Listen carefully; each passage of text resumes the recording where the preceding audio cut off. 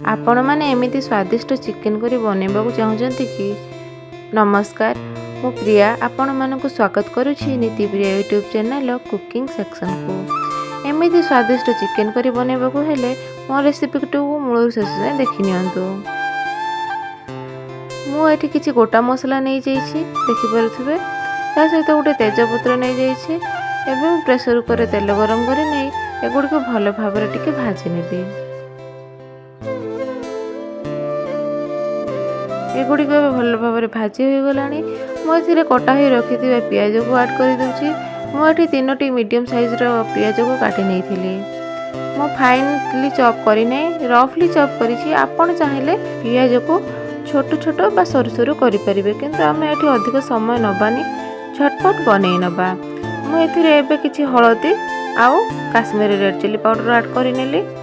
ता सहित एवं आमर चिकेन को भी आड कर नौछि। मुझे आधा किलो चिकेन को नहीं आपण मैंने निजर क्वांटिटी अनुसार चिकेन और पियाज को कम बेसी करें। देखो आपको भल भाव गोल नेली किसी लुण आड करनेबी। लुण आड कले चिकेन टी जल्दी सीझी हो तार पानी खूब शीघ्र छाड़ीदेव। एबे हाई फ्लेम रे आपको 2 ରୁ 3 मिनिट जाए सेमिति भाजी नहीं सारा पर देखो केमिति आमर हो आसलानी। एथिरे आमे चिकेन मसला और गरम मसला को आड करदेबा। आपण एठी एकाथरे चिकेन मसला गरम मसला आड करिएनी। आमे 3टी फेस रे चिकेन मसला गरम मसला को आड करिबा। देखो आमर कषाटी भल भाव हो आसलानी। एबे आमे एथिरे अदा रसुन पेस्ट आड करिबा। मुझे 2 ରୁ 3 टेबल स्पून पाखापाखि अदा रसुन पेस्ट नहीं सहित सुखिला लंका पकईकि बाटी नहीं। एबे को भल भाव गोल नवा लो टू मीडियम फ्लेम रे। देखंतु मसला भी आमर भल भाव कषी हो आसलानी। एबे आम एथिरे जीरा गुंड आड करिबा। मुझे जीरा गुंड पाखापाखि 2 टेबल स्पून आड करिछि। जीरा गुंड ही आपण तरकारी जो दानादार देखा जाएनि कि तरकारीटा आउ गोटे बाइंडिंग ही बढ़िया सुंदर दब। देखो आमर कषा परफेक्ट हो आसलानी। मुझे लंका गुंड पकई नेली। एबे को भल भाव कषी नवा जमी अदा रसुन स्मेल भल भाव कटी हो। एबे आमर भल भाव कषी हो सारी। एठी आमे सीक्रेट इनग्रेडिएंट आमर आज है काजू आउ टमाटो।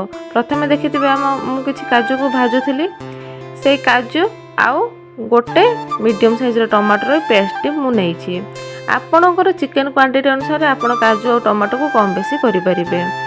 एबे आमे पूरा पूरी लो फ्लेम रे ही आपको भल भाव कषि नवा कहीं काजू पकई माने तले लगी जबार चांस बहुत अच्छी। तेणु लो फ्लेम रे आपको भल भाव कषि नवा जमी तेल छाड़ी तार गोटे अलग प्रकार टेक्सचर भी पलि आसो। देखिपे आस्ते आस्ते कषि हो जाते तार अलग प्रकार कलर ही पलि आसूची गोटे आ बास्ना भी निहाती सेमती पलि आसो। देखो ये आमर केमी कषि हो आसलानी। आप एमती भल भाव कषि ने आपड़ चाहिए एमती ही आपको कषिकी खाईपर कि तरकारी माने झोल बन पारे।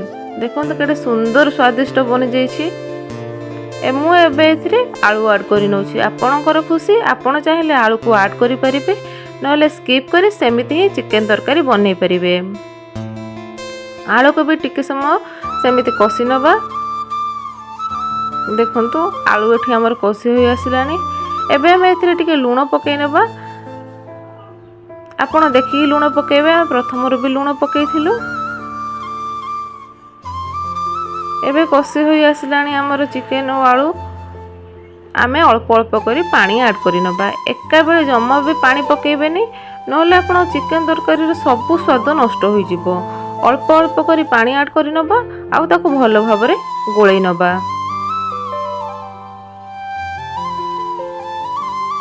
एमिति चिकेन तरकारी आपण बनेकी खातु विश्वास करेंगे गोटे अलग टेस्ट आसवा सहित बहुत भल और डिलीशियस ही बनी जी। आप होटेल रेस्टोरेंट खाइबा को पसंद करेंगे निज घरे बनैकी खाइबे आ समस्ते आपण हाथर चिकेन रंधा खाइबापी निहाती इच्छा करेंगे। आपण खूब प्रशंसित हेबे।